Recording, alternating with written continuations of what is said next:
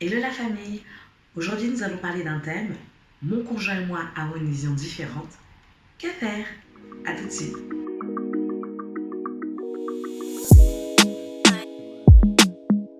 Je pense que si vous êtes mis ensemble, c'est que vous avez des points communs. Ce qui va différencier, c'est l'ordre de priorité de ces valeurs. Exemple, famille, travail, religion, religion, famille, travail.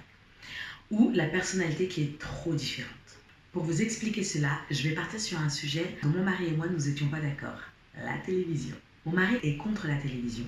Mais moi, à l'époque, j'étais pour. Le jour où on a eu notre premier enfant, c'est là il devait être plus insistant pour qu'on n'ait plus de télé. Moi, pas du tout. C'était au contraire, fallait qu'il y avait la télé. Ensuite, le jour où on a eu notre deuxième enfant, il était encore beaucoup plus insistant. Et franchement, on a mis du temps. Donc, il faut savoir qu'entre le premier enfant et le deuxième enfant, il y a eu 16 mois. Ok. Donc 16 mois où mon mari n'arrêtait pas de m'expliquer pourquoi il ne fallait pas avoir la télé à la maison, pourquoi ceci, pourquoi cela. Et moi, je persistais à avoir la télévision. Jusqu'au jour où la télé est tombée en panne, elle s'est cassée.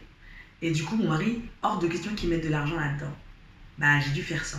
Et je me suis rendu compte qu'effectivement, j'étais beaucoup plus productive. Donc cela, on va rentrer en détail dans 5 points pour vous expliquer que faire quand on a des visions différentes sur certaines valeurs. Première étape, les différences sont avant tout des sources de discussion.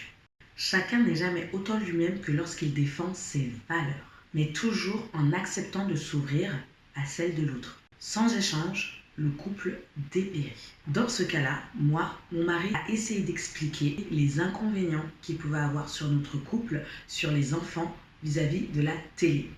Et moi, je lui exposais les avantages à avoir la télé dans le foyer et dans la famille.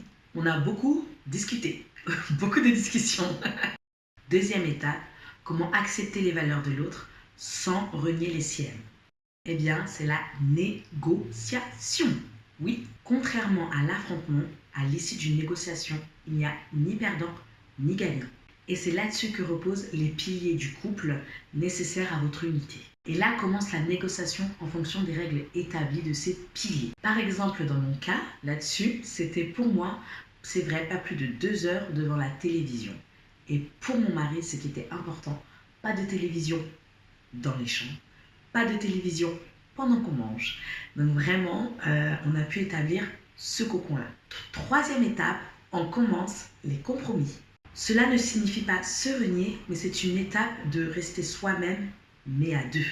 C'est un accord temporaire qui permet d'avancer tout en conservant des points de vue différents. Dans mon exemple, mon mari n'a jamais voulu avoir de télévision. On devait composer avec moi qui voulait la télévision.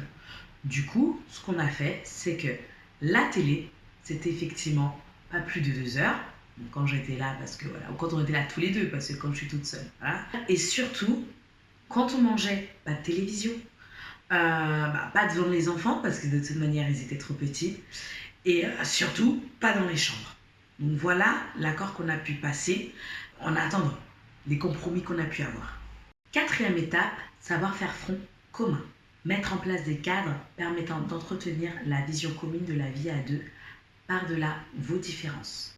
Alors attention, un couple doit savoir faire front commun quand il s'agit de ces questions-là. L'avenir des enfants, la responsabilité familiale et enfin quand l'un des membres du couple est attaqué. Et nous, vis-à-vis de cet exemple, c'était justement les valeurs communes, en fait les cadres qu'on s'était fixés par rapport à l'éducation des enfants et la communication du couple et du foyer. Effectivement, lorsque la télé s'est cassée, j'ai vu tout de suite l'impact sur les enfants.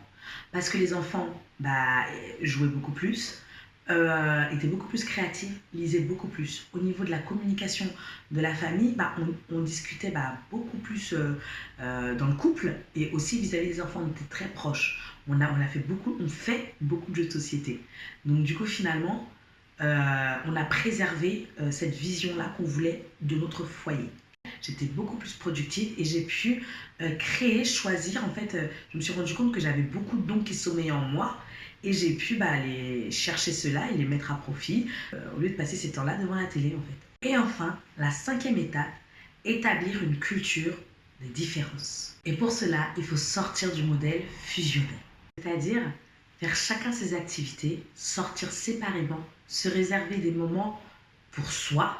J'appelle cela des bulles d'oxygène bénéfiques pour le couple. Cela est nécessaire pour que vous puissiez vous raconter ces moments séparés que vous avez vécus. Surtout, cela enrichit la vie conjugale. Les différences, il faut les reconnaître, en parler, en rire aussi, c'est très important. Et bien sûr, l'objectif, c'est de valoriser l'identité du couple. Nous ici, on est un couple sans télé, mais quand même, hein, on a gardé les écrans dans l'ordinateur et aussi le téléphone, mais ça permet que je puisse choisir les programmes que je vais regarder, ce que je veux donner aux enfants et qu'ils ne passent pas leur temps sur les écrans.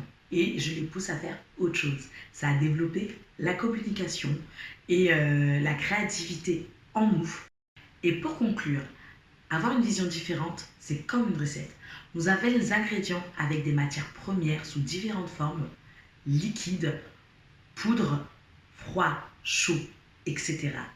Et nous devons les emmener à se mélanger afin qu'elles deviennent une pâtisserie savoureuse. Si vous avez aimé la vidéo, n'hésitez pas à liker, partager, vous abonner si ce n'est pas encore fait et n'oubliez pas d'actionner la petite cloche. Surtout, n'hésitez pas à commenter, je me ferai une joie de répondre. À la prochaine!